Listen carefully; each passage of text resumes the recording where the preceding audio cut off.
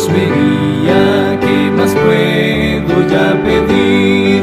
Nunca dudo de su gracia, pues conmigo puede ir. Paz divina y consuelo, al confiar en Él tendré. Pues si algo sucediere, Cristo lo sabrá muy bien. Pues si algo sucediere, Cristo lo sabrá muy bien. Paso a paso Dios me guía, gozo siempre al alma da. Fuerza da al que es tentado, lo alimenta del maná. Paz divina y consuelo, al confiar en Él tendré. Pues si algo sucediere, Cristo lo sabrá muy bien. Pues si algo sucediere, Cristo lo sabrá muy bien. Paso a paso Dios me guía, de mi afán fatigador. El descanso ha prometido, en su reino mi Señor. Paz divina y consuelo, al confiar en Él tendré. Pues si algo sucediere, Cristo lo sabrá muy bien. Pues si algo sucediere, Cristo lo sabrá muy bien.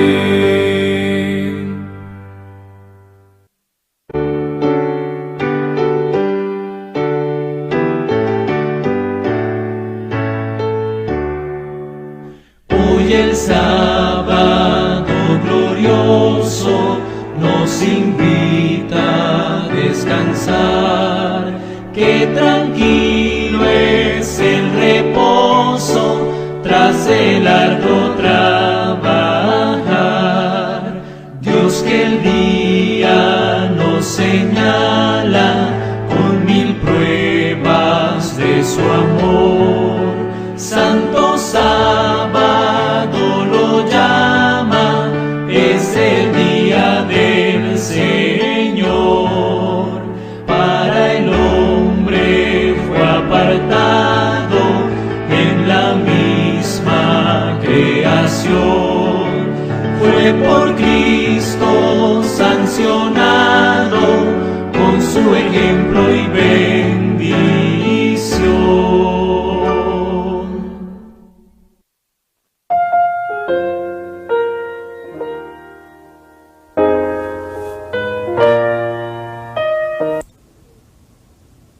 Un saludo fraternal, queridos hermanos y hermanas, en el nombre de nuestro Señor y Salvador Cristo Jesús. Les saludo en el nombre de nuestro Señor y Salvador Cristo Jesús.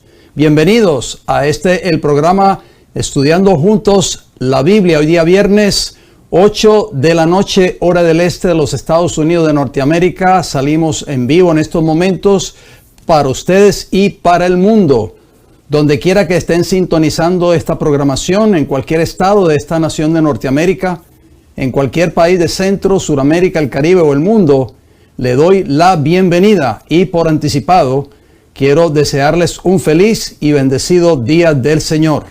En esta parte del este de los Estados Unidos prácticamente ya estamos en las primeras horas del día sábado, así que nos da mucho gusto de que el Señor nos haya protegido durante todo este transcurso de semana laboral y nos haya permitido nuevamente estar juntos estudiando un mensaje más de la palabra del Señor. Antes de entrar de lleno a la presentación de este estudio de hoy, como siempre lo hago, vamos a invitar la presencia del Espíritu Santo, porque sin su ayuda no podríamos entender nunca la palabra de Dios. El Espíritu Santo nos dará sabiduría, nos abrirá nuestro entendimiento para comprender su palabra. Acompáñenme y oremos juntos, por favor. Querido Padre Celestial, gracias nuevamente porque nos permitió llegar hasta este día viernes, día de preparación para su santo día de reposo. Gracias, Señor, por darme la oportunidad de poder presentar su santa palabra a través de estos medios. Permita, Padre Celestial, de que este mensaje de hoy sea de gran ayuda y crecimiento espiritual para nuestras vidas. Bendíganos con el estudio de su palabra. que sea el Espíritu Santo nuestro Maestro, como dice Juan 14:26, que nos enseñe todas las cosas que están escritas en su palabra. Abra nuestro entendimiento, se lo pedimos todo en el nombre de Jesús. Amén, Señor. Una vez más, queridos hermanos y hermanas, les doy la bienvenida a este programa. Recuerden que este programa se transmite en vivo todos los viernes a las 8 de la noche, hora del este de los Estados Unidos de Norteamérica, por 3 plataformas. El Heraldo del Tercer Ángel en YouTube, el Heraldo del Tercer Ángel en Facebook y el Heraldo del Tercer Ángel en Rumble.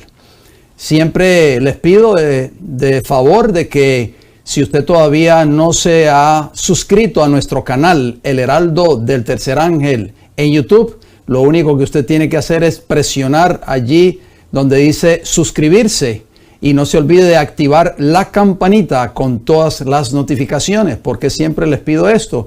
Porque de esa manera, cuando usted activa esa campanita, usted recibirá siempre una notificación a su teléfono inteligente o tableta cuando esta señal o cuando esta programación esté saliendo en vivo o cuando se suba un tema nuevo a nuestras 3 plataformas. De esa manera, usted estará pues al tanto de lo que toma lugar siempre a través de estos programas.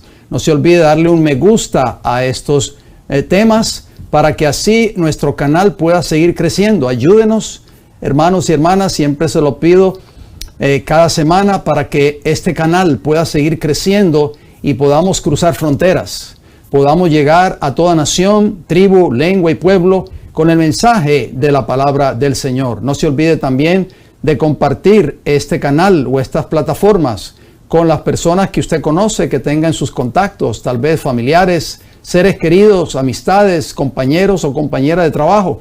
Y ahora mismo todavía tiene tiempo de compartir este enlace con una persona que tal vez usted crea que se va a beneficiar con estos mensajes que Dios tiene para esta hora. Vamos entonces a entrar de lleno sin más preámbulo, o sea, sin más tardanza, porque el tema de hoy es un tema muy abarcante. Vamos a hacer todo lo posible por tratar de ir, quizás me disculpan, un poco rápido, porque vamos a abordar mucho material en esta hora.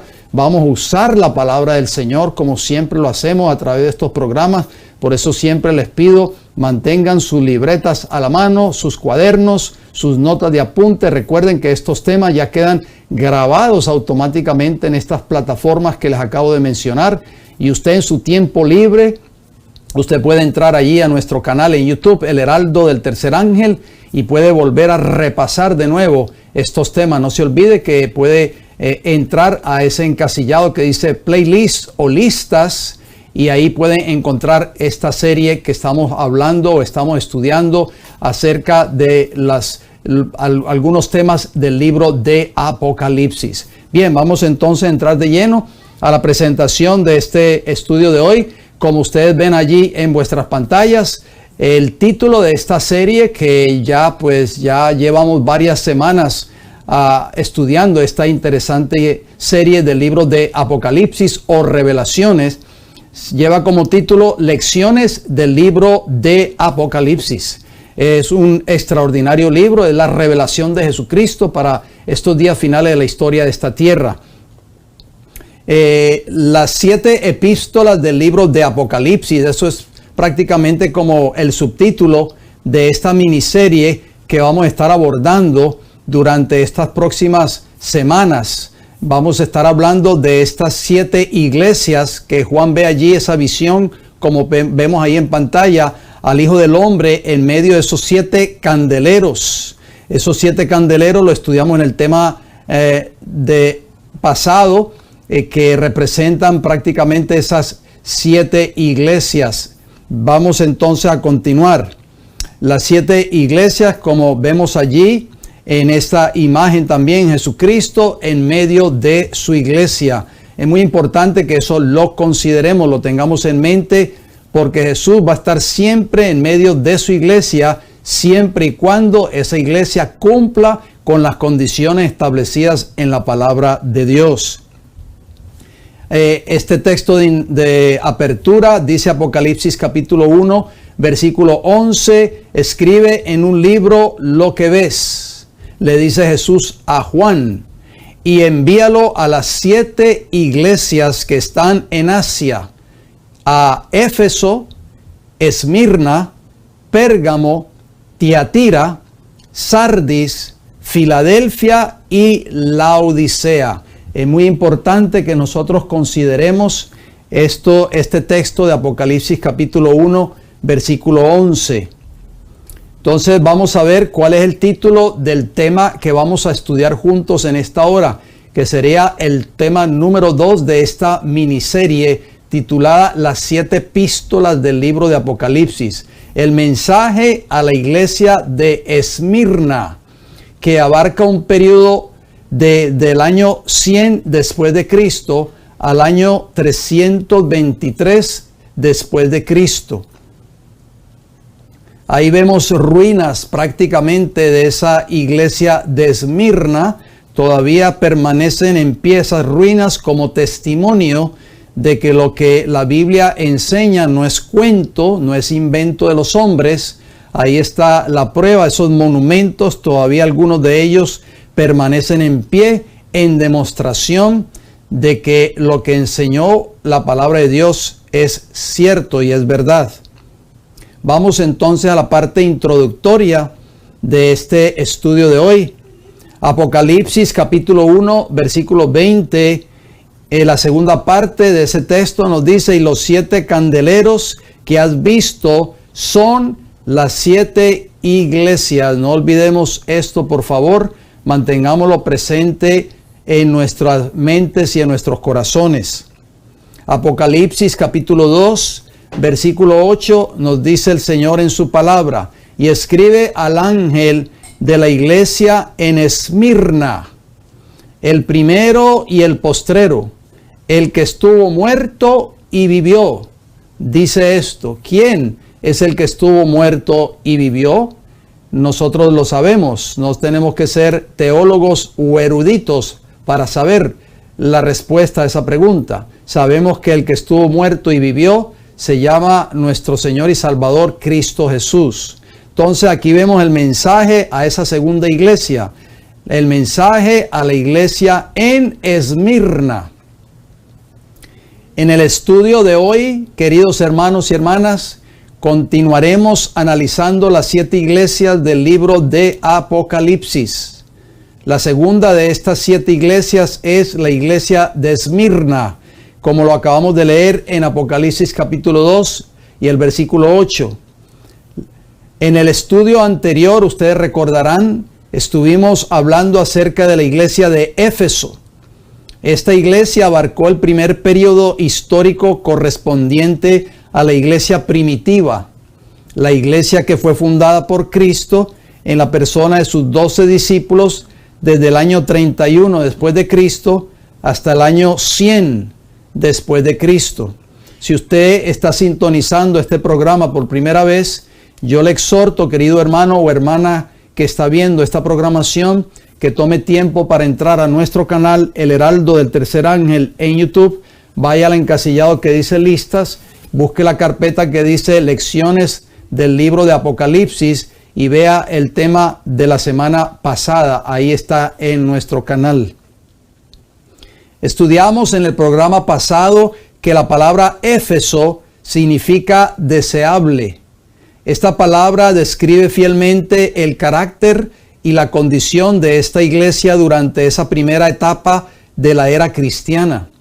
Los cristianos primitivos de ese entonces habían recibido la doctrina de Cristo en toda su pureza. Disfrutaban de los beneficios de los dones del Espíritu Santo y se distinguían por sus obras y labores en favor del Evangelio y también por su paciencia, o sea, por su perseverancia.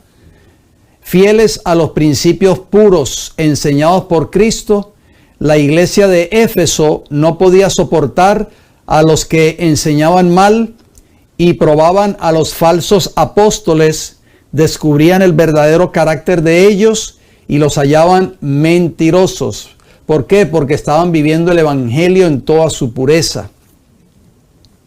Vamos entonces a entrar de lleno en sí a este mensaje contenido en la iglesia de Esmirna, la segunda iglesia que menciona allí el libro de Apocalipsis. Apocalipsis capítulo 2, vamos a leer todo el mensaje y después lo vamos a ir estudiando poco a poco, así que estén muy atentos o atentas, no pierdan su concentración, por favor. Apocalipsis 2:8 nos dice: y escribe al ángel de la iglesia en Esmirna. Recuerden que esa palabra ángel allí en griego es ángelos o ángelos, que quiere decir mensajero. O sea, había un mensajero para cada iglesia, el primero y el postrero, el que estuvo muerto y vivió, dice esto, versículo 9 de Apocalipsis 2: yo conozco tus obras y tu tribulación y tu pobreza, pero tú eres rico, y la blasfemia de los que se dicen ser judíos y no lo son, sino sinagoga de Satanás. Interesantes declaraciones. Apocalipsis 2, versículo 8 y 9. Continuemos leyendo Apocalipsis 2, versículo 10. ¿Qué más contiene el mensaje dado a la iglesia de Esmirna? No temas en nada lo que vas a padecer, le dice el Señor Jesucristo a esta iglesia. He aquí, el diablo echará a algunos de vosotros en la cárcel, para que seáis probados y tendréis tribulación por 10 días. Sé fiel hasta la muerte, y yo te daré la corona de la vida eterna, o sea, la corona de la vida. Versículo 11 termina el mensaje a esta iglesia. El que tiene oído, oiga lo que el Espíritu dice a las iglesias. El que venciere no sufrirá daño de la segunda muerte. Qué hermoso mensaje de esperanza termina allí el versículo 11, pues dirigiendo a esta iglesia de Esmirna. Y no fue solamente para la iglesia de Esmirna, porque ese mensaje prevalece para nuestros días hoy, queridos hermanos y hermanas. Para nosotros poder obtener un día la corona de la vida eterna, tenemos que ser fieles a Dios, por supuesto, porque los infieles nunca entrarán al reino de los cielos. Y también, si queremos no sufrir o no pasar por la experiencia de la segunda muerte, que es la muerte eterna que sufrirá Satanás, sus ángeles y todos los impíos de todas las generaciones, tendremos que vencer. ¿Vencer qué en nuestras vidas? Por supuesto, vencer el pecado, vencer el mundo, vencer todo aquello que esté en contra de la voluntad escrita en la palabra de Dios. La segunda iglesia del Apocalipsis es Esmirna, una ciudad comercial de asombrosa belleza, que se ubicaba a 60 kilómetros al norte de la ciudad de Éfeso. Esmirna significa mirra o dulce olor fragante, que era un bálsamo que se usaba para aplicar a los muertos. No pudo haber un mejor símbolo profético para representar la característica particular de esta iglesia, que se vio bajo la prueba de la persecución. De esta manera, Esmirna, mirra, era el suave perfume que la acompañó en el horno de la persecución y del martirio. Fue una época muy dura para esta iglesia, porque fue una época de mucha persecución. Satanás desató una persecución implacable en contra del cristianismo, y el instrumento que usó fue Roma imperial prácticamente en ese entonces. ¿Quién es el primero y el postrero? ¿Quién es el que estuvo muerto y vivió? Repetimos Apocalipsis 2:8 para ir refrescando nuestras memorias. Y escribe al ángel de la iglesia en Esmirna, el primero y el postrero, el que estuvo muerto y vivió, dice esto. Mire cómo comienza este hermoso mensaje, un mensaje de esperanza. Hermanos, y este mensaje ha cruzado siglos y siglos y siglos y llega hasta nuestros días. No fue dado solamente para la iglesia de Esmirna, porque este mensaje de esperanza nos recuerda que tenemos un Salvador que estuvo muerto, pero que está vivo para la gloria y la honra de Dios. Venció las cadenas del sepulcro, obtuvo la victoria sobre la muerte y sobre el pecado. Por eso es que tenemos un Salvador maravilloso que se llama Cristo Jesús y ahora es nuestro gran sumo sacerdote, nuestro intercesor en el santuario celestial, nuestro abogado, como dice Primera de Juan 2:1, esa palabra abogado es parakletos en griego, que quiere decir intercesor. Estuvo muerto y vivió. Si meditamos detenidamente en Apocalipsis 2:8, que lo acabamos de citar y leer juntos, nos podemos dar cuenta que el libro de Apocalipsis le da mucho énfasis e importancia a la resurrección de Cristo, o más bien, por así decirlo, el que estuvo muerto y vivió, como lo acabamos de leer en Apocalipsis 2:8. Estamos dándonos cuenta de estos detalles, a veces los pasamos por alto porque tendemos a leer la Biblia un poquito rápido y no nos detenemos a veces a pensar en estos detalles. Así que el libro de Apocalipsis le da mucho énfasis a la resurrección de Cristo. Pero la mayoría del mundo cristiano lo que predica es acerca de la muerte de Cristo en la cruz del Calvario. Y no es que no sea importante, por supuesto que es importante. ¿Puede haber esperanza para el cristiano solo en la muerte de Cristo? ¿Qué ustedes creen, hermanos y hermanas? ¿Qué hubiese sucedido si Cristo no hubiese resucitado del sepulcro? ¿Qué hubiese sucedido si Cristo no hubiese resucitado de los muertos? ¿Tuviésemos esperanza ustedes y yo? ¿Quién les habla? Vamos a ver qué nos dice la Escritura. Primera de Corintios, el apóstol Pablo, en el capítulo 15, los versículos 13 y 14, dice estas palabras muy importantes. Veamos lo que escribió este gran apóstol, el gran apóstol de los gentiles. Primera de Corintios 15, 13 nos dice, porque si no hay resurrección de muertos, tampoco Cristo resucitó. Versículo 14. Y si Cristo no resucitó, vana es entonces nuestra predicación. O sea, de nada sirve que yo les predique el evangelio. Vana es también vuestra fe. Así que podemos dar cuenta que el libro de Apocalipsis no se equivocó cuando dijo, yo soy el que estuve muerto y vivió. O sea, los discípulos, después de que Cristo resucitó, comenzaron a predicar el evangelio de la resurrección de Jesús. Porque aquí, como dice 1 Corintios 15, 13 y 14, el mismo apóstol Pablo lo confirma. Si yo no predicara este evangelio de la resurrección de Cristo, entonces mi predicación fuera vana. Y también mi fe y vuestra fe fuera vana si Cristo no hubiese resucitado. Por eso el apóstol Pablo se dio a la tarea de predicar la resurrección de Cristo. ¿Es importante la resurrección de Cristo, queridos hermanos y hermanas? ¿Qué ustedes creen? Bueno, 1 Corintios capítulo 15, versículos 20 y 21. ¿Qué nos dice? ¿Qué más agrega allí el apóstol Pablo? Dice 1 Corintios 15, 20. Mas ahora Cristo ha resucitado de los muertos, primicias de los que durmieron es hecho, o sea, los primeros frutos. Porque cuando Jesús resucitó, cuando salió de la tumba, pues resucitó también una gran multitud, queridos hermanos y hermanas. Esos fueron los primeros frutos de la resurrección de Cristo. Eso lo hemos estudiado en temas anteriores. Así que Pablo en 1 Corintios 15, 20 está hablando de la resurrección de Cristo. Ahora Cristo ha resucitado de los muertos. Versículo 21 de 1 Corintios 15. Porque por cuanto la muerte entró por un hombre, sabemos que ese hombre es Adán, también por un hombre la resurrección de los muertos. Alabado sea el Señor.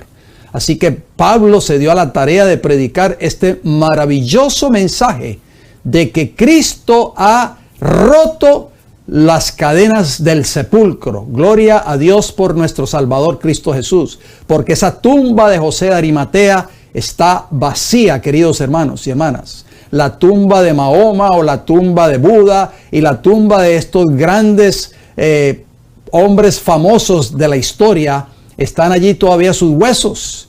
Pero la tumba de Jesús está vacía. Porque tu Salvador y mi Salvador venció en la muerte y venció el sepulcro. Por eso el apóstol Pablo, allí en 1 Corintios 15, 20 y 21, decía, Cristo ha resucitado de los muertos. Continuemos, por favor. El apóstol Pablo no solo predicó de la muerte de Cristo, sino también de su resurrección. Si solo predicamos un evangelio de la muerte de Cristo, sería un evangelio mutilado e incompleto. Si solo nos limitamos a hablar de la muerte de Cristo, que eso es lo que la mayoría de predicadores de este tiempo moderno se dedican a hacer, entonces eso sería un evangelio mocho, o sea, un evangelio mutilado e incompleto. Primera de Tesalonicenses 4:14, miren cómo Pablo abundó en cuanto a eso. O sea, no podemos citar todos los textos, queridos hermanos y hermanas, porque nos tomarían 2 o 3 programas. Estoy resumiendo solamente. Primera de Tesalonicenses, repito, capítulo 4, versículo 14, el apóstol Pablo dijo estas palabras: porque si creemos que Jesús murió y resucitó, así también traerá Dios con Jesús a los que durmieron en él. Así que podemos darnos cuenta que Pablo predicó la muerte de Cristo, pero también predicó de su resurrección. Por eso Pablo dijo en Corintios, como leímos al principio, si yo no predico este evangelio de la resurrección de Cristo, estaría predicando en vano prácticamente, fuera un evangelio incompleto. ¿Por qué es tan importante predicar el evangelio de la resurrección de Cristo? Porque estamos todavía en el marco del mensaje de la iglesia de Esmirna en Apocalipsis 2:8. Yo soy el que estuve muerto y vivió.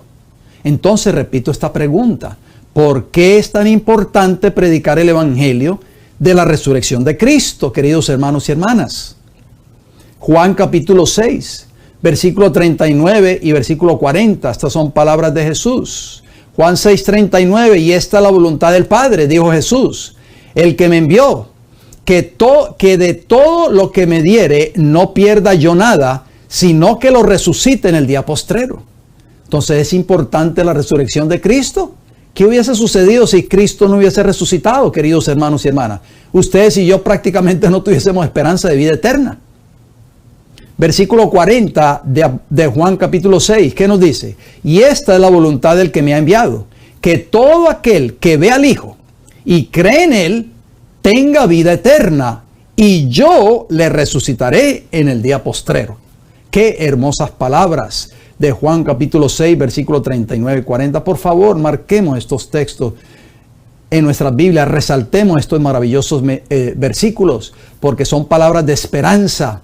O sea, la muerte no es el fin, queridos hermanos. Para el mundo que no tiene esta bendita esperanza, la muerte es el fin para ellos. Cuando una persona muere, un familiar de ellos muere, pero para nosotros los que creemos en este glorioso evangelio, la muerte es un tiempo de espera para encontrarnos de nuevo con nuestro Redentor. Juan capítulo 6, versículos 44 y 54, dijo Jesús estas palabras. Juan 6, 44, ninguno puede venir a mí si el Padre que me envió no le trajere, y yo le resucitaré en el día postrero. Nuevamente Jesús enfatizó también mucho acerca de la resurrección. ¿Por qué concentrarnos solamente en la cruz del Calvario? Es importante, por supuesto, la cruz del Calvario, lo vamos a ver más adelante, pero Jesús también predicó el evangelio de la resurrección. Lo estamos leyendo en estos textos. Versículo 54 de Juan capítulo 6. El que come mi carne y bebe mi sangre, o sea, el que permite que yo viva en él o en ella, tiene vida eterna, o sea, tiene la vida de Cristo morando en él, que es vida eterna. ¿Y cómo termina la última parte del versículo 54 de Juan 6?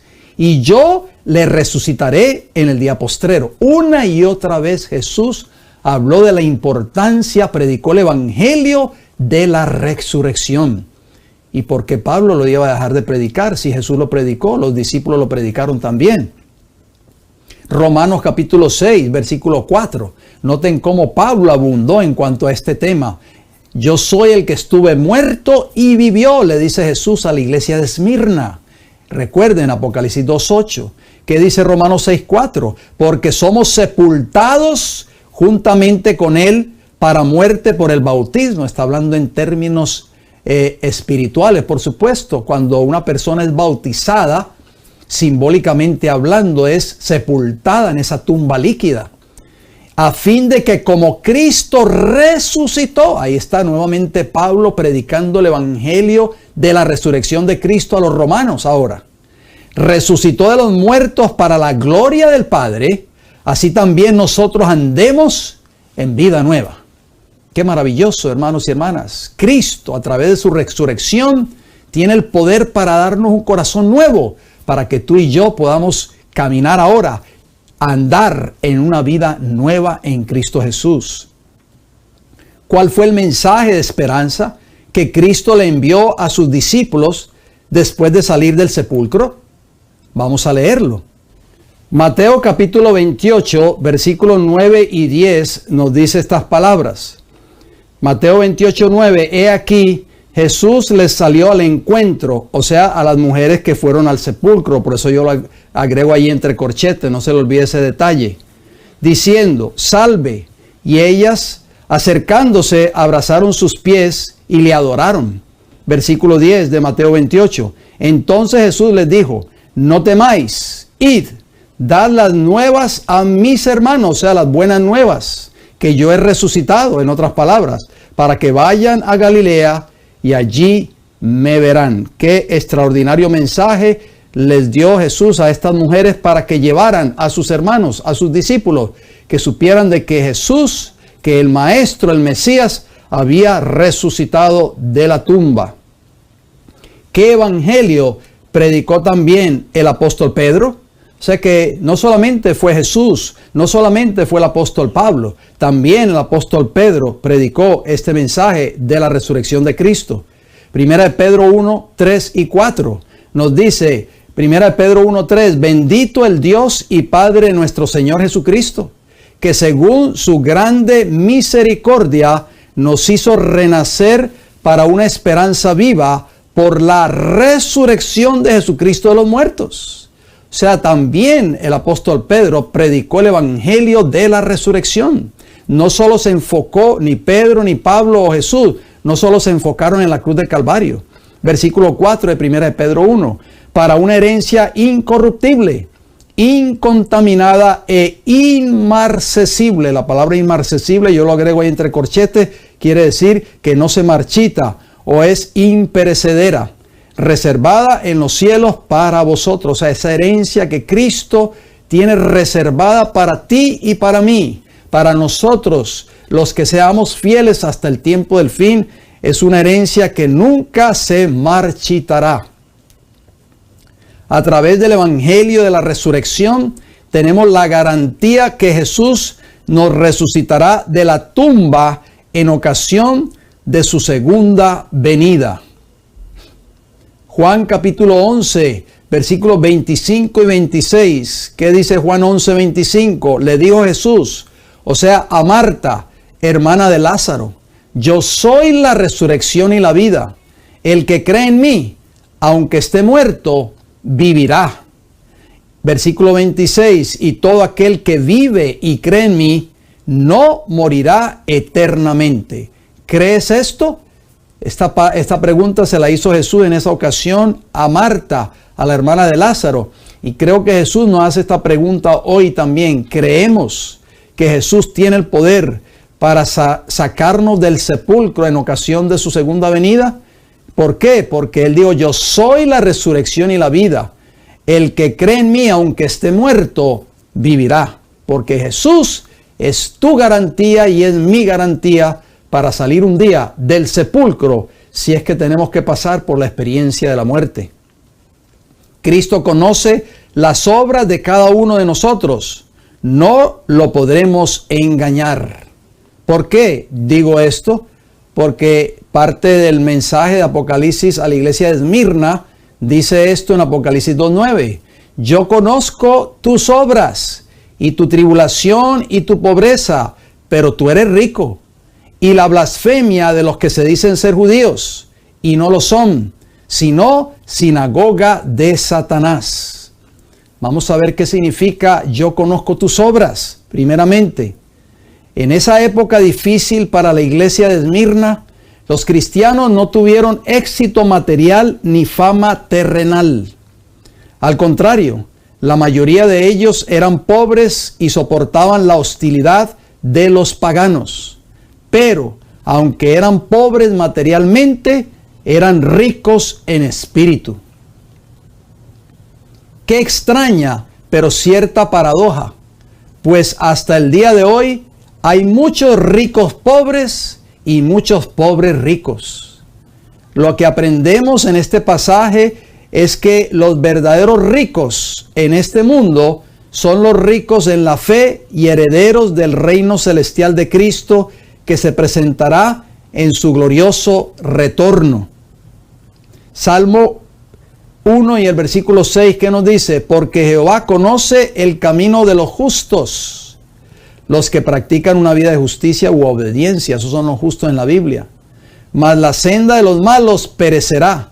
¿Por qué yo agrego estos textos? Usted se preguntará. Porque el mensaje a la iglesia de Esmirna en Apocalipsis 2:9 comienza: yo conozco tus obras. O sea, Jehová conoce tu camino y mi camino. Conoce tu vida y mi vida. Salmo 139, versículo del 1 al 3. El Salmo 139, versículo 1 dice: oh Jehová, tú me has examinado y conocido. ¿Quién es el único que puede conocer tu corazón y mi corazón? Solo Dios. Por eso Jesús le dice a esa iglesia de Esmirna en Apocalipsis 2:9, comienza diciéndole: yo conozco tus obras. Versículo 2 del Salmo 139, tú has conocido mi sentarme y mi levantarme.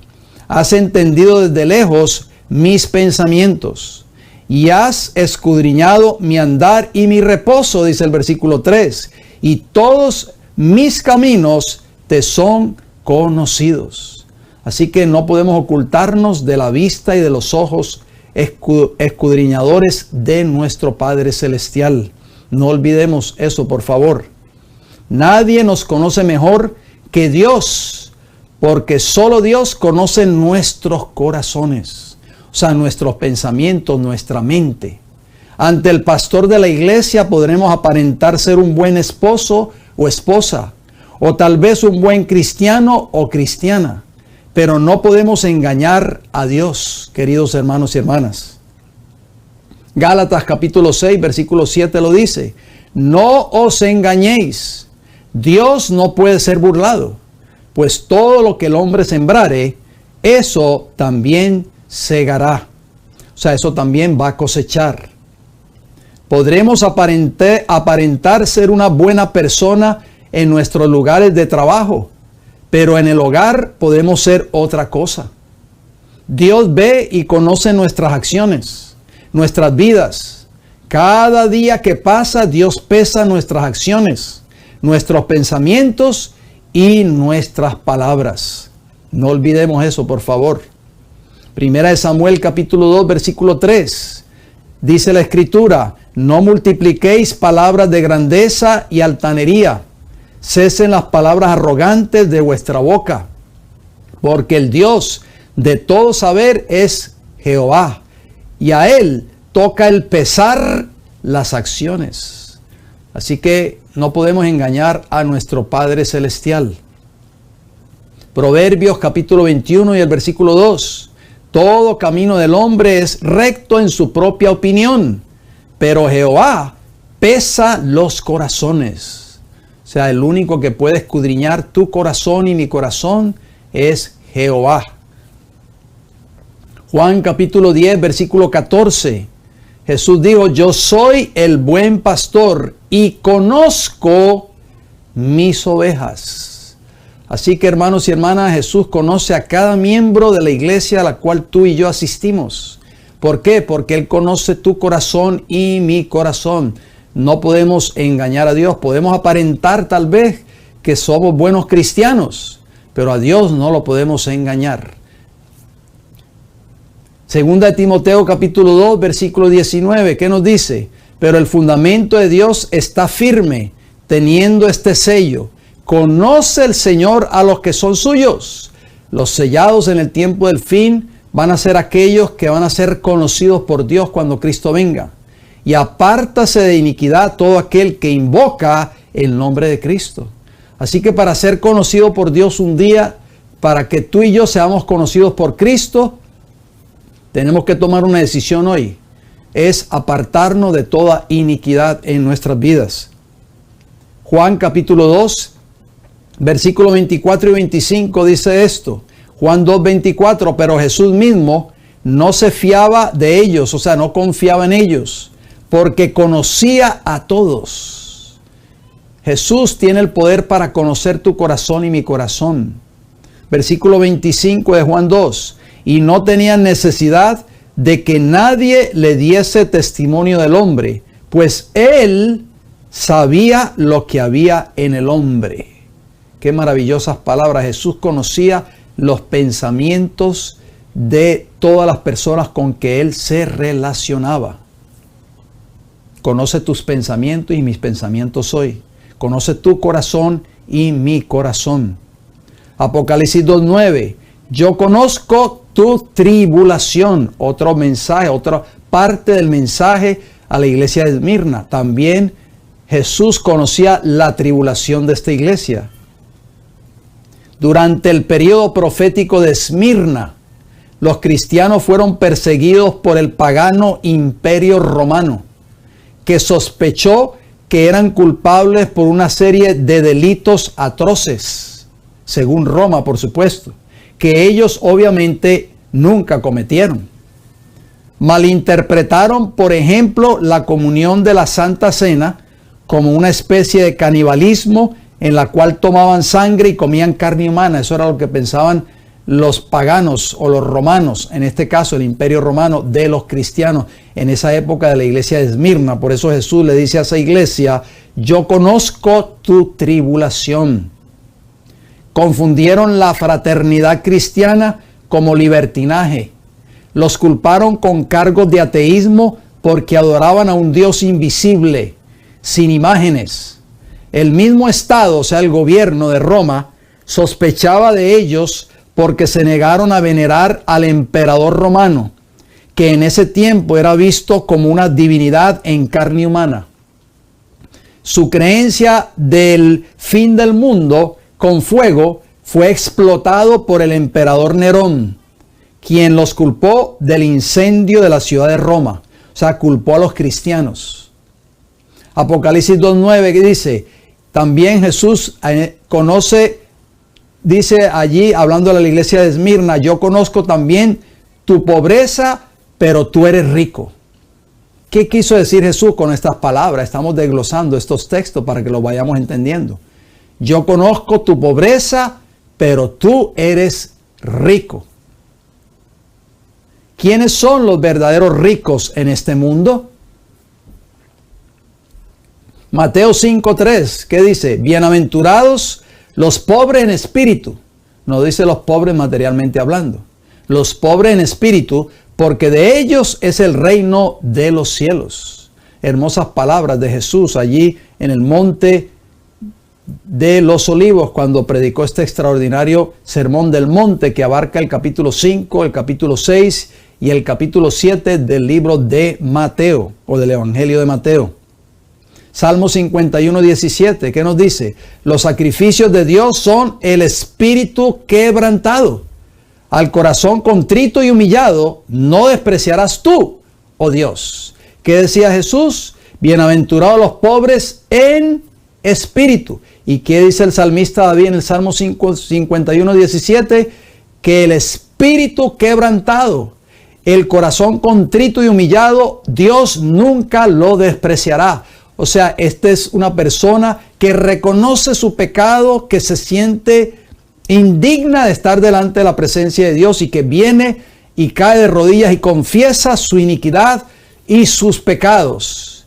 El Señor lo ve, hermanos y hermanas, lo justifica, lo perdona, lo declara justo delante de los ojos de Dios, y Dios nunca despreciará a una persona con un espíritu así quebrantado. Por eso Jesús dijo, bienaventurados los pobres en espíritu.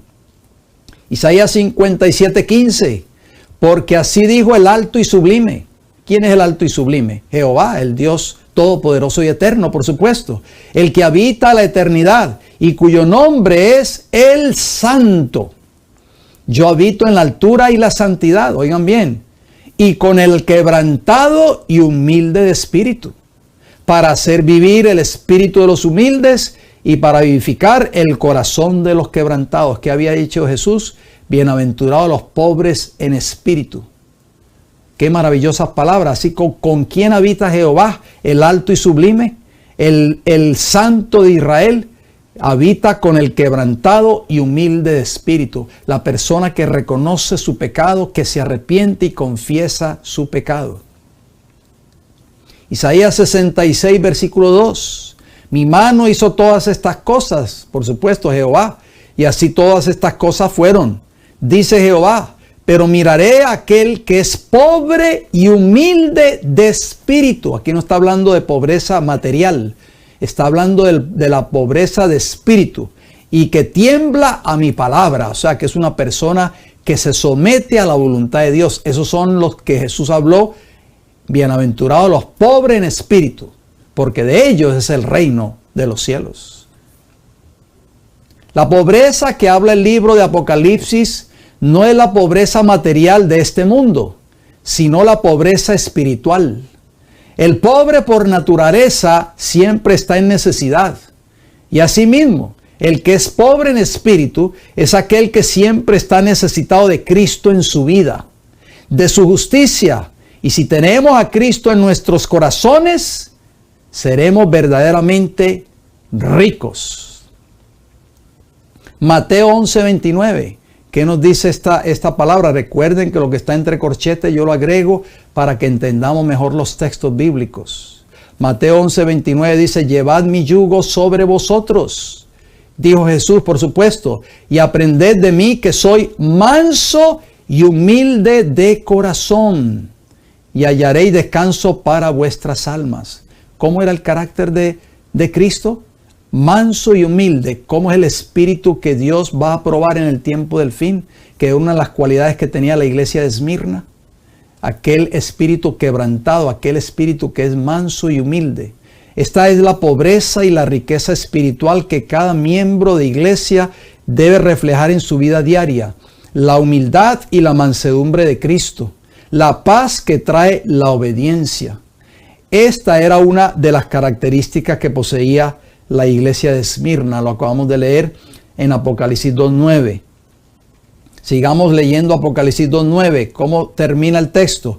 Y la blasfemia de los que se dicen judíos y no lo son. O sea, yo también conozco, dice Jesús, la blasfemia de los que se dicen judíos y no lo son, sino sinagoga de Satanás. Palabras fuertes. Cristo conoce a su iglesia, hermanos y hermanas. No podemos ser hipócritas. Y disculpe que use esta palabra tan fuerte tal vez, porque Jesús conoce tus obras y conoce mis obras. No podemos engañar a Jesús, no podemos pretender ser cristianos. Tenemos que ser cristianos y cristianas genuinas, que donde quiera que vayamos podamos dar un ejemplo ante las personas que nos ven, ante las personas que nos rodean en nuestros lugares de trabajo, en el hogar, en la iglesia, donde quiera que vayamos. Tenemos que ser la misma persona. No podemos ser una persona en la iglesia y otra persona en el trabajo u otra persona en el hogar. Por eso Jesús dice, yo conozco la blasfemia de los que se dicen ser judíos, o los que dicen judíos, que dicen ser judíos y no lo son. Hermanos y hermanas, esto es un mensaje muy importante para que nosotros lo tomemos en consideración. Y si aquellos que dicen ser cristianos no lo son, Jesús los considera como sinagoga de Satanás. La Biblia enseña que los gentiles que aceptaron a Cristo fueron considerados judíos. Pero judíos espirituales, por supuesto. El Israel espiritual de Dios, el que fue injertado. De acuerdo a Romanos 2, 28 y 29. Y de acuerdo a Romanos 9, 6 y 7. También de acuerdo a Gálatas 3, 28 y 29. Y a Gálatas 6, 14 al 16. Ahí les dejo la referencia para que ustedes en su tiempo libre ustedes puedan leer esos textos donde Pablo enseñaba que los gentiles ya eran considerados como judíos espirituales. Por eso persiguieron tanto los judíos a Pablo, porque según ellos este hombre estaba cometiendo una blasfemia, porque los judíos por naturaleza odiaban a los gentiles. No querían tener ninguna relación con ellos ni con los samaritanos. Y para que este hombre ahora estuviera enseñando que los gentiles ahora formaban parte del pueblo de Israel, esto era una locura para ellos, un mensaje que fue perseguido el apóstol Pablo por predicar este mensaje. por la gran mayoría de los judíos en ese entonces. Así que simbólicamente los verdaderos cristianos, los judíos y gentiles que aceptaron a Jesucristo como el Mesías, son los verdaderos judíos. Ahora sucede que en la época de la iglesia de Esmirna, algunos simulaban hipócritamente ser judíos, o sea, ser cristianos, pero no poseían las características de un verdadero cristiano. Ellos eran parte de la simbólica sinagoga de Satanás. Así lo leímos en Apocalipsis 2:9, lo acabamos de leer. Juan 4:20, ¿qué dice Juan 4:20? Esto toma lugar cuando Jesús está hablando allí junto al pozo de Jacob con la mujer de Samaria, o sea, con la mujer samaritana. La mujer de Samaria le dice a Jesús: nuestros padres adoraron en este monte. Le dijo la mujer samaritana a Jesús: y vosotros, o sea, los judíos, se estaba refiriendo a los judíos porque ella se dio cuenta de que Jesús era judío. ¿Cómo tú, siendo judío, me diriges la palabra a mí, que soy una mujer samaritana? Tú sabes que los samaritanos y los judíos no se llevan entre sí, no tienen ningún tipo de relación. Entonces la mujer le trajo un tema de religión a Jesús allí en Juan 4:20. Vosotros, o sea, los judíos, decís que en Jerusalén es el lugar donde se debe adorar. Entonces aquí estamos viendo, hermanos y hermanas, que los judíos prácticamente eran el pueblo de Dios, que Dios había escogido, la descendencia de Abraham. Pero en los días de Esmirna, esos judíos que apostataron de la verdad y que seguían creyendo ser el pueblo de Dios, eran ya considerados por Cristo como la sinagoga de Satanás. Mensaje bastante fuerte. Tengamos cuidado, hermanos y hermanas, que nosotros no caigamos en ese cuadro, que nos creamos ser hoy el pueblo de Dios y no estemos llenando las características, no tengamos el carácter de Cristo. Y si estamos desposeídos del carácter de Cristo en nuestras vidas, simplemente pretendemos ser judíos, pero no lo somos, espiritualmente hablando, por supuesto. Juan 8:31 al 38. Jesús hablándole a los judíos, miren bien, que ya los judíos existían en los días de Jesús. Juan 8:31 dice: dijo entonces Jesús a los judíos que habían creído en él: si vosotros permaneciereis en mi palabra, seréis verdaderamente mis discípulos. O sea, ustedes verdaderamente serán judíos de todo corazón. Así como Jesús le dijo a Natanael, cuando Jesús vio venir a Natanael, ¿recuerdan esa historia? Jesús, cuando lo vio venir, dijo: he aquí un verdadero israelita en el cual no hay engaño. Ese Natanael era un verdadero judío. Jesús le dijo a estos judíos que lo estaban escuchando en ese entonces, en Juan 8:31, si ustedes permanecen en mi palabra, o sea, si ustedes están obedeciendo mi palabra, no solo los sábados cuando ustedes van a sus sinagogas o cuando van a sus iglesias, sino que la obedecen de domingo a viernes en sus hogares, en sus lugares de trabajo o donde quiera que vayan, ustedes son verdaderamente mis discípulos. Y ese mensaje es para ti y para mí hoy. Versículo 32, ¿qué les dice Jesús? ¿Qué más añade Jesús en Juan 8:32? Y conoceréis la verdad, les dijo, y la verdad os hará libres. O sea, Jesús sabía que esos judíos no estaban viviendo de acuerdo a la altura de la verdad, que es la palabra de Dios, de acuerdo a Juan 17:17. Santifícalos en tu verdad, tu palabra en tu verdad, tu palabra es la verdad. Entonces él sabía que no estaban viviendo esa verdad, porque estaban esclavizados, pero en el pecado. Versículo 33 de Juan 8, ¿qué más agrega Jesús? Le respondieron, o sea, los judíos le respondieron ahora a Jesús: linaje de Abraham somos, o sea, nosotros somos descendientes de Abraham, somos la iglesia verdadera.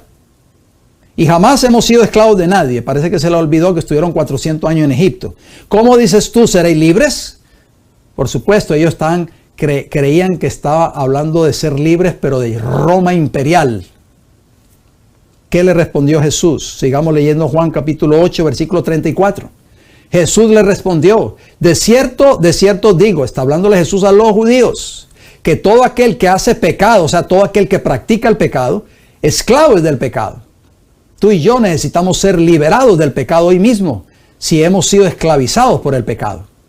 Versículo 35 de Juan 8. Y el esclavo no queda en la casa para siempre, el hijo sí queda para siempre. Versículo 36. Así que si el hijo os libertare, o sea, yo quiero liberarlos a ustedes del pecado, seréis verdaderamente libres. Qué maravillosas palabras. Solo hay libertad de nuestros pecados en Cristo Jesús. La iglesia a la cual tú y yo asistimos, aunque pasemos 10, 20, 30, 40, 50, 60, 70 años y muramos siendo cristianos, si nunca fuimos liberados por Cristo Jesús, estamos perdidos eternamente. Porque la iglesia no tiene la potestad ni el poder para liberarte del pecado, ni la doctrina, ni la verdad que tú pretendes creer. Solo Cristo pudo liberar a Saulo de Tarso del pecado, de su vida de pecado. Y solo Cristo puede liberarte a ti y a mí hoy de la esclavitud del pecado. Jesús les dice en el versículo 37, sé que soy descendiente de Abraham. O sea, en otras palabras, sé que soy judíos, pero procuráis matarme, porque mi palabra no haya cabido en vosotros. O sea, si hubiesen tenido la palabra de Dios morando en sus corazones, nunca hubiesen intentado querer matar a Jesús. Si la palabra de Dios mora en el corazón de cada miembro de la iglesia, se acabarían los problemas en las iglesias.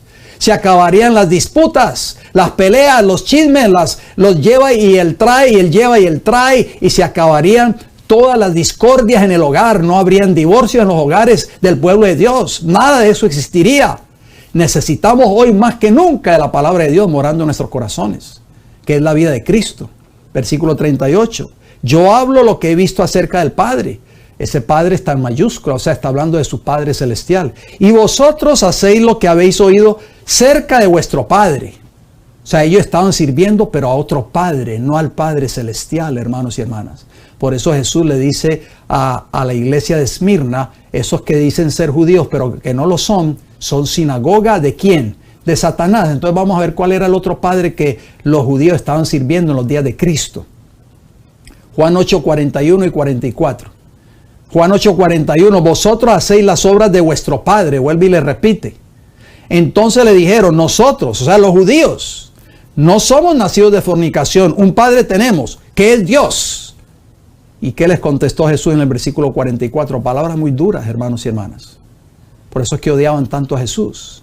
Vosotros sois de vuestro padre el diablo, y los deseos de vuestro padre queréis hacer. Nosotros hoy más que nunca necesitamos entender este mensaje de Esmirna hoy, porque nuestros caracteres necesitan ser transformados por el poder de Cristo Jesús, por el poder del Evangelio. Si nosotros todavía conservamos esos rasgos de carácter que estén en contra de la voluntad de Dios, poseemos todavía los caracteres del otro Padre, no de nuestro Padre celestial. Elena G. White escribió estas palabras. Prestemos atención a esta declaración, por favor. Cristo no reconoció ninguna virtud en el linaje, o sea, en la descendencia. Él enseñó que la relación espiritual reemplaza toda conexión natural. Los judíos pretendían haber descendido de Abraham, mas al dejar de hacer las obras de Abraham, demostraron no ser verdaderos hijos. Abraham fue un hombre fiel a Dios, por eso ellos no eran considerados hijos de Abraham. Tan solo aquellos que demuestran estar espiritualmente en armonía con Abraham, al obedecer la voz de Dios, son considerados como sus verdaderos descendientes. Ahora, ¿quiénes son los verdaderos judíos en este tiempo del fin entonces? La iglesia, pero la iglesia que esté obedeciendo la voz de Dios, no la que tenga un nombre denominacional en la parte de afuera con letras bien grandes. Palabras de vida del Gran Maestro, página 212, capítulo 21. Apocalipsis 2:9, sino sinagoga de Satanás. O sea, si ustedes que dicen ser judíos, si ustedes que dicen ser del pueblo de Dios, si ustedes que dicen ser la iglesia verdadera, no son lo que representan ser, ustedes son simplemente sinagoga de Satanás. Ese mensaje no lo estoy presentando yo, lo dice la palabra del Señor, palabras fuertes. Las sinagogas eran el centro de vida comunal judía. Sin duda el lugar donde se tramaron muchas intrigas contra los cristianos. El nombre de Satanás significa acusador o adversario, de acuerdo a Zacarías 3:1 y Apocalipsis 12:10. Estos centros judíos llegaron a ser, o sea, las sinagogas, literalmente sinagogas del acusador. Mateo 10:17, que Jesús se lo dijo a sus discípulos mucho tiempo antes de que llegara el tiempo histórico de la iglesia de Esmirna. Mateo 10:17, y guardaos de los hombres, le dijo Jesús a sus discípulos, porque os entregarán a los concilios, y en sus sinagogas os azotarán. Palabras proféticas de Jesús muchos años antes. Mateo 23:34. Por tanto, he aquí yo os envío profetas y sabios y escribas, y de ellos a unos mataréis y crucificaréis, y a otros azotaréis, ¿dónde? En vuestras sinagogas, y perseguiréis de ciudad en ciudad. En otras palabras, las sinagogas se convertirían en lugares de martirio en vez de adoración. ¿Se cumplirá esto en el tiempo del fin con el verdadero pueblo de Dios? Lucas capítulo 12, versículo 11. Cuando os trajeren a las sinagogas y ante los magistrados y las autoridades, no os preocupéis por cómo o qué habréis de responder o qué habréis de decir. O sea, Jesús preparó la mente de sus discípulos, queridos hermanos y hermanas. Las sinagogas pasarían de ser un lugar donde se adore a Dios a un juzgado para juzgar, ultrajar y condenar a los fieles cristianos. Juan 16:2. Jesús dijo: os expulsarán de las sinagogas, y aún viene la hora cuando cualquiera que os mate pensará que rinde servicio a Dios. Lucas 21:12. ¿Qué más agregó Jesús? Pero antes de todas estas cosas os echarán mano. O sea, le dijo Jesús a sus discípulos, y os perseguirán y os entregarán ¿a dónde? A las sinagogas y a las cárceles, y seréis llevados ante reyes y ante gobernadores, o sea, ante las autoridades civiles, por causa de mi nombre, o sea, por causa del mensaje. ¿Por qué dice Jesús y os entregarán a las sinagogas? Usted dirá, qué bueno, me llevan a la iglesia y no a la cárcel. No, hermanos y hermanas, porque Jesús sabía que las sinagogas iban a pasar de ser centros de adoración a Dios en una casa de juicio, en un juzgado para condenar, para castigar y para azotar a aquellos que se identificaban con el evangelio de Jesucristo. Por eso Jesús dijo claramente: os entregarán a las sinagogas. Las sinagogas se iban a convertir en sinagogas de Satanás, como dice Apocalipsis 2:9. Serían centros de apostasía donde desaparecería completamente la verdad del evangelio. ¿Pasará lo mismo en el tiempo del fin en muchas así llamadas iglesias del pueblo de Dios? Los judíos profesaban ser el verdadero pueblo de Dios, como dice Apocalipsis 2:9, pero habían llegado a ser sinagoga de Satanás. No estaban viviendo de acuerdo a la palabra de Dios. Tenían un carácter criminal y asesino. Apocalipsis 2:10. ¿Qué más agrega este mensaje maravilloso de Jesús, el testigo fiel a la iglesia de Esmirna? No temas en nada lo que vas a padecer. En griego esa palabra padecer es sufrir. O sea, esta iglesia iba a pasar por un periodo de mucho sufrimiento. La experiencia del apóstol Pablo será la nuestra en el tiempo del fin, queridos hermanos y hermanas. Tenemos que prepararnos mental y espiritualmente. Ser cristiano no es solamente decir, qué bueno, yo voy a la iglesia todos los sábados. Hechos capítulo 9, versículo 16. Porque yo le mostraré cuánto le es necesario padecer. Ahí está la palabra sufrir por mi nombre. La misma palabra que aparece en Apocalipsis 2:10. No temas en nada lo que vas a padecer. Esa palabra en griego es sufrir. O sea, esto le iba a tocar al apóstol Pablo cuando fue llamado por Jesús, después de que tuvo esa visión en camino a Damasco. Él iba a sufrir por causa de mi nombre, o sea, por causa de la verdad, por causa del evangelio verdadero. Segunda de Corintios capítulo 1, versículo 6, el apóstol Pablo escribió estas palabras: pero si somos afligidos, es para vuestra consolación y salvación. O si somos consolados, es para vuestra consolación y salvación, la cual se opera en el sufrir las mismas aflicciones que nosotros también padecemos.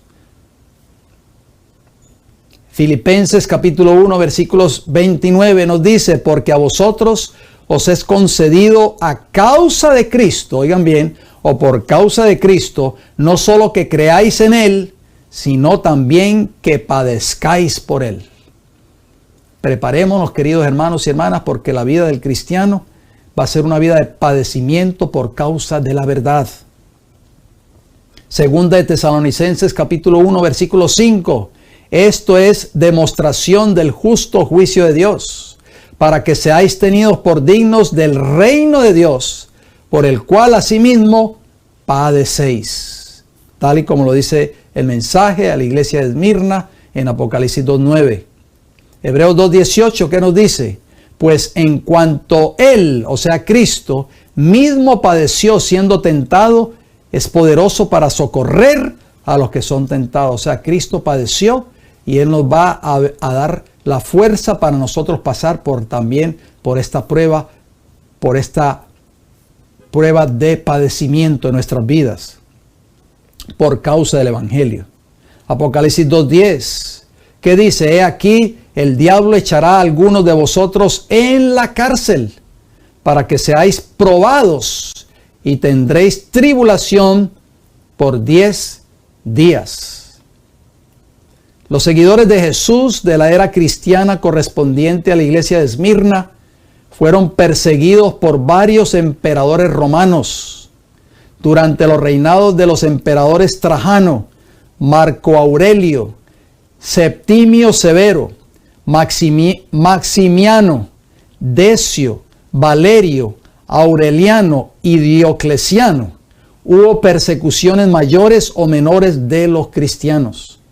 Pero esta profecía que acabamos de leer en Apocalipsis 2:10 de tiempo se refiere a la última y más sangrienta persecución cristiana del Imperio Romano bajo el emperador Diocleciano, que se extendió exactamente por 10 años, del año 303 al año 313 después de Cristo. Sé fiel hasta la muerte, de acuerdo a Apocalipsis 2:10. Esos cristianos dieron su vida, derramaron su sangre por la verdad del Evangelio. Por eso Jesús dice, yo conozco tus tribulaciones. Mateo 10:28 nos dice, y no temáis, dijo Jesús, a los que matan el cuerpo, mas el alma, o sea la vida, no pueden matar, porque la vida, el único que la puede dar soy yo. Pueden matar el cuerpo, pero no pueden quitarte la vida o el don de la vida eterna. Temed más bien, dice Jesús, a aquel que puede destruir el alma y el cuerpo en el infierno. O sea, aquel que tiene la potestad y el poder para quitar la vida y también destruir el cuerpo en el tiempo del fin.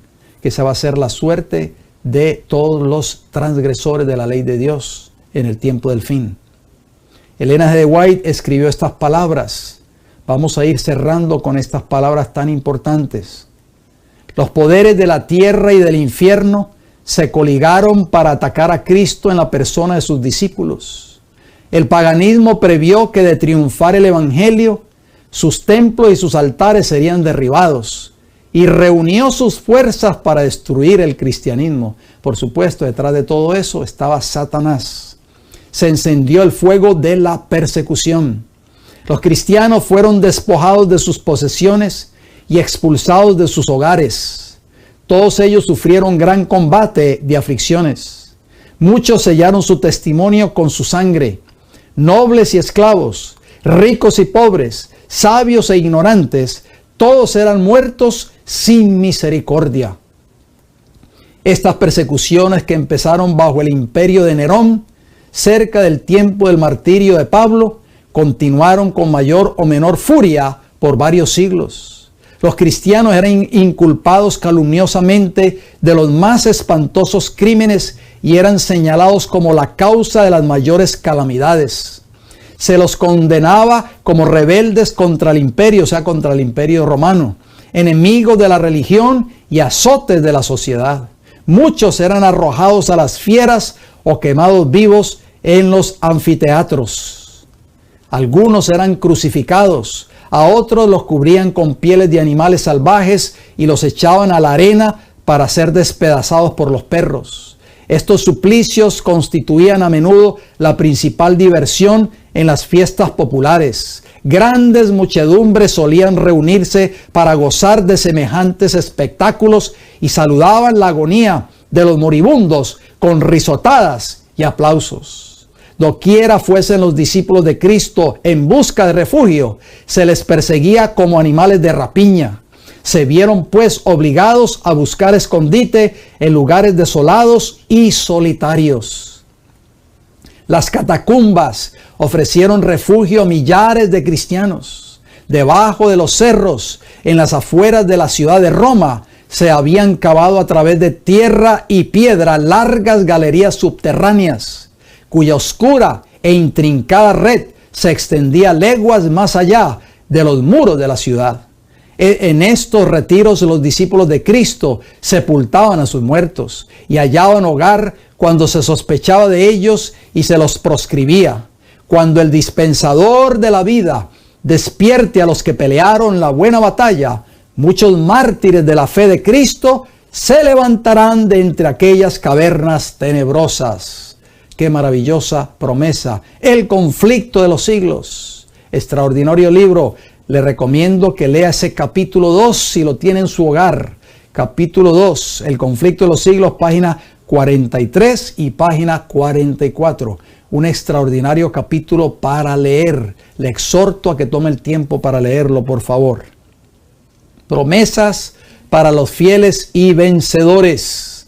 Apocalipsis 2:10 dice: sé fiel hasta la muerte y yo te daré la corona de la vida. Esto es parte del mensaje a la iglesia de Esmirna. ¿Vale la pena ser fiel, querido hermano y hermana que me escuchas? Claro que sí, porque tenemos una corona reservada en los cielos, la corona de la vida eterna. No podemos cambiar el don de la vida eterna por nada de este mundo. Apocalipsis 2:11, el que tiene oído, oiga lo que el Espíritu dice a las iglesias. El que venciere no sufrirá daño de la segunda muerte. Cristo nos dará el poder para vencer. Maravilloso Salvador. Lucas 11, 21 y 22. Vamos a ir terminando con estos textos finales. Esto es una parábola que Cristo básicamente narró. Lucas 11, 21 y 22. Recuerde lo que está entre corchetes, yo lo agrego para que entendamos mejor estos textos, si usted nunca los había leído antes. Lucas 11, 21, Jesús habló de un hombre fuerte. Dice: cuando el hombre fuerte armado guarda su palacio, en paz está lo que posee. Este primer hombre fuerte es Satanás, queridos hermanos y hermanas. Versículo 22. Pero cuando viene otro más fuerte que él, o sea, Cristo, el segundo hombre más fuerte que Satanás, vino a esta tierra para liberarnos del pecado y de la esclavitud de Satanás. Y le vence, de acuerdo a Colosenses 2:15, ya lo vamos a leer, le quita todas sus armas en que confiaba y reparte el botín. Entonces, ese hombre fuerte, ese primer hombre fuerte que es Satanás, quiere mantenerte a ti y a mí en prisión. Quiere mantenernos esclavizados en el pecado. Pero hay un segundo hombre más fuerte que él, que se llama Cristo Jesús, tu Redentor y mi Redentor. Ya vino a esta tierra, ¿para qué? Para liberarte a ti y a mí del pecado. Y es el que pudo vencer a ese primer hombre fuerte y le quitó todas sus armas en que confiaba y repartió el botín. Entonces, ¿en qué momento Jesús venció a Satanás? En Colosenses 2:15 lo dice, lo leemos por favor. Colosenses 2:15 dice: y despojando, oigan bien, esa palabra despojando viene del verbo despojar, que quiere decir quitar o quitarse. Cuando usted se despoja de su ropa, por así decirlo, usted se está quitando la ropa. O sea, y despojando a los principados y a las potestades, o sea, Cristo los exhibió públicamente, triunfando sobre ellos. ¿Dónde? En la cruz. Ese segundo hombre más fuerte venció a Satanás en la cruz de Calvario. Alabado sea el Señor por nuestro Salvador. ¿Qué le quitó Cristo a Satanás, querido hermano y hermana que me escuchas? ¿Por qué? Porque la parábola que Cristo narró dice, pero cuando viene otro más fuerte que él y le vence, le quita todas sus armas en que confiaba y reparte el botín. ¿Qué le quitó entonces Jesús a Satanás? Lo leemos en Hebreos 2:14. Así que, por cuanto los hijos participaron de carne y sangre, Él es Cristo, también participó de lo mismo, para destruir. ¿Para qué? Para destruir por medio de la muerte al que tenía el imperio de la muerte, esto es, al diablo. O sea, el primer hombre fuerte armado de Lucas 11:21. Las armas que Cristo le quitó a Satanás, ¿cuáles fueron? La muerte y el dominio de la tierra que pasaron a manos de Cristo cuando murió por nosotros en el Calvario. Gloria a nuestro Señor y Salvador Cristo Jesús. Elena G. White escribió estas palabras. Leamos, por favor. Cuando el hombre cayó bajo el cautiverio de Satanás, el dominio, o sea, el poder que Dios le había dado al hombre en el principio antes de que entrara el pecado. El dominio que antes ejercía pasó a manos ¿de qué? De su conquistador, o sea, de Satanás. De esa manera Satanás llegó a ser el Dios de este siglo o el príncipe de este mundo, de acuerdo a 2 Corintios 4:4. Él había usurpado el dominio que originalmente fue otorgado a Adán. O sea, Satanás se lo usurpó a Adán a través del pecado de nuestros primeros padres, por supuesto. Pero noten cómo termina la segunda parte de esta hermosa declaración. Pero Cristo, mediante su sacrificio, mediante la cruz del Calvario, en otras palabras, al pagar la pena del pecado, no solamente redimiría al hombre, sino que también recuperaría el dominio que éste había perdido. O sea, le quitó a Satanás, a ese hombre fuerte, a ese primer hombre fuerte, le quitó el dominio que poseía.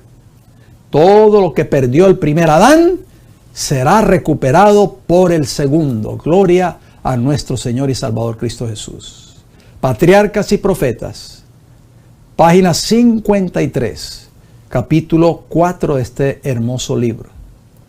Juan 16:33, estas cosas os he hablado para que en mí tengáis paz. En el mundo tendréis, ¿qué cosa? Aflicción. O sea, no podemos cerrarnos los ojos, no podemos ponernos una venda en los ojos. Vamos a ser afligidos por causa de la verdad y del Evangelio. Por eso tenemos que prepararnos espiritualmente, tenemos que estar parados en la plataforma de la verdad, en un escrito está. Por eso tenemos que sacar tiempo para la oración, tiempo para el estudio diario de la palabra del Señor. En el mundo tendréis aflicción, pero confiad. O sea, tened fe en mí. Yo he vencido al mundo, o sea, yo ya vencí y te daré la victoria a ti para vencer. Romanos 12:21 dice, no seas vencido de lo malo, sino vence con el bien el mal. Primera de Juan 2:14, os he escrito a vosotros jóvenes, porque sois fuertes, y la palabra de Dios permanece en vosotros, y habéis vencido al maligno. Para tú y yo poder vencer, es la palabra de Dios, que es la vida de Cristo en nosotros, tiene que morar en nuestros corazones. Cristo obrando en tu vida y en mi vida, que nos da el poder para vencer a Satanás, al primer hombre fuerte. Primera de Juan 5:4, porque todo el que es nacido de Dios vence al mundo. El que ha nacido en Cristo, una nueva criatura es. Y esta es la victoria que ha vencido al mundo, nuestra fe, o sea, nuestra fe en Cristo Jesús. ¿Quiénes un día recibirán la corona de la vida eterna? Ya lo leímos, pero lo leímos nuevamente, el mensaje a la iglesia de Esmirna. Apocalipsis 2:10, sé fiel hasta la muerte. Nos pide Jesús, mantente fiel. Yo voy a vencer por ti, yo te voy a dar el poder para vencer. Te voy a dar el poder para que tú seas vencedor, para que tú seas fiel. Recuerda, tú y yo tenemos que hacer esa obra en nuestras vidas. Tenemos que renunciar al pecado. Jesús no nos va a obligar a que nosotros renunciemos al pecado. Esa decisión la tienes que tomar tú y la tengo que tomar yo. Jesús te va a dar el poder para vencer el pecado, pero la decisión de abandonar el pecado es única y exclusivamente nuestra. Por eso dice ahí, sé fiel hasta la muerte. Yo no voy a ser fiel por ti. Y yo te daré la corona de la vida. Jesús te va a dar el poder a ti y a mí para que seamos fieles, pero nosotros tenemos que tomar la decisión, la determinación de serle fiel al Señor. Segunda de Timoteo 4, del 6 al 8, Pablo dijo estas palabras. Segunda de Timoteo 4, 6, porque yo ya estoy para ser sacrificado, dijo Pablo, y el tiempo de mi partida está cercano. Versículo 7, he peleado la buena batalla. ¿Peleó Pablo la batalla o se cruzó de brazos y dejó que Cristo lo hiciera todo por él?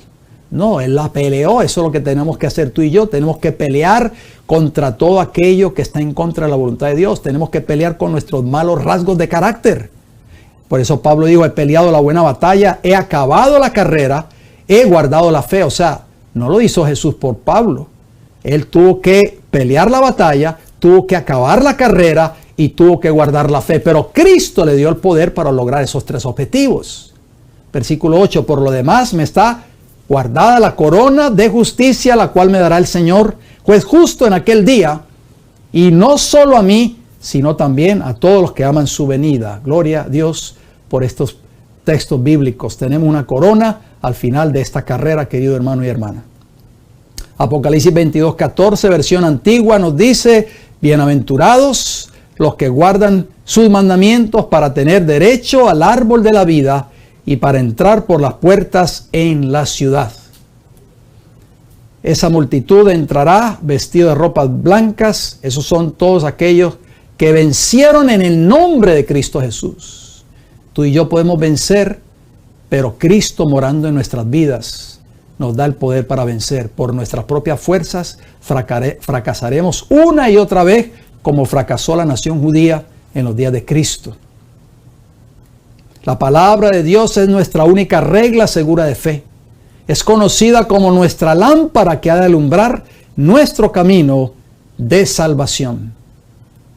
Nuestra única regla segura, el estudio diario de la palabra de Dios y la oración. Apocalipsis 3:20, siempre terminamos con este texto bíblico. He aquí yo estoy a la puerta y llamo, dice Jesús. Si alguno oye mi voz y abre la puerta, entraré a él y cenaré con él y él conmigo. Si dejamos que Cristo tome control de hoy en adelante de tu vida y de mi vida, de mi mente, de tu mente, de mis decisiones, de tus decisiones, viviremos la vida que Cristo quiere que vivamos y seremos verdaderos judíos, espiritualmente hablando, verdaderos hijos e hijas de Dios. Jesús toca la puerta de tu corazón y mi corazón, pero no todo el tiempo estará Jesús tocando esa puerta. Lo dejaremos entrar en esta hora. Si me estás escuchando por primera vez, querido hermano y hermana, si has visto este mensaje de hoy, deja entrar a Jesús en tu vida. ¿Qué te detiene de entregar todo a Jesús? ¿Algún placer de carácter mundanal todavía te tiene atado a las cosas de este mundo? ¿Vas a perder tu corona de la vida eterna por un placer pasajero? ¿Por un pecado acariciado? No, hermanos y hermanas, lo que Cristo ha hecho, Él dio su vida, dejó todo, arriesgó el trono de Dios, arriesgó prácticamente o puso en riesgo el mismo gobierno de Dios para salvarte a ti y salvarme a mí. Apreciemos en esta hora el don maravilloso de nuestro Señor y Salvador Cristo Jesús. Termino con una palabra de oración. Señor Jesús, gracias por este mensaje glorioso que usted nos ha regalado en esta hora. Bendiga este mensaje, Señor. Que lo podamos entender, lo podamos aplicar a nuestra vida. Ayúdanos a no ser judíos de nombre, como le dice Jesús a la iglesia de Esmirna.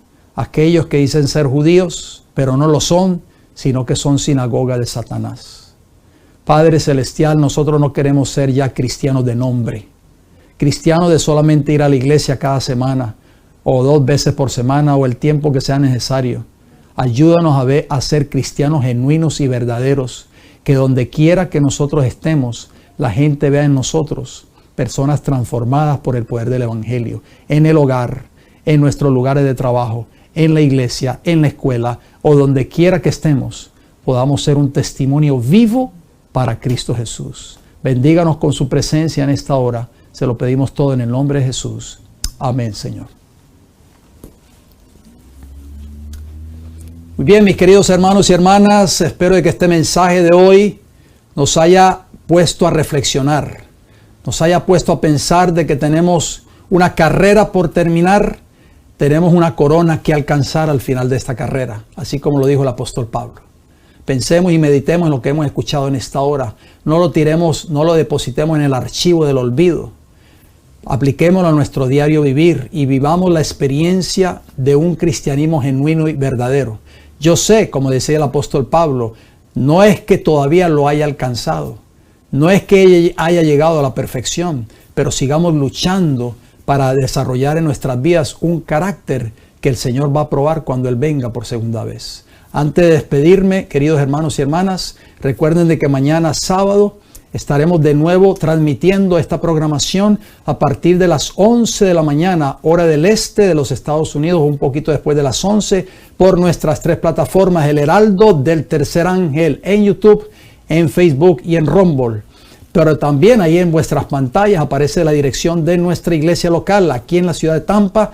Nos congregamos en esa dirección todos los sábados a partir de las 9 de la mañana. Recuerden que el maná comienza a caer a las 9 en punto, no a las 10, no a las 10:30, no a las 11, a las 9 en punto de la mañana. Ya el Señor está derramando esas bendiciones. Así que abrimos puertas en esa dirección. Tomen nota de esa dirección si usted está cerca de la ciudad de Tampa, si está en el estado de la Florida y le gustaría congregarse con nosotros mañana sábado, ahí está la dirección. Abrimos puertas, como les dije, a partir de las 9 de la mañana en adelante, abriendo con un hermoso servicio de canto para alabar y glorificar al Creador de los cielos y de la tierra, nuestro Dios y Salvador Cristo Jesús. Me resta decirles, queridos hermanos y hermanas, gracias por su atención.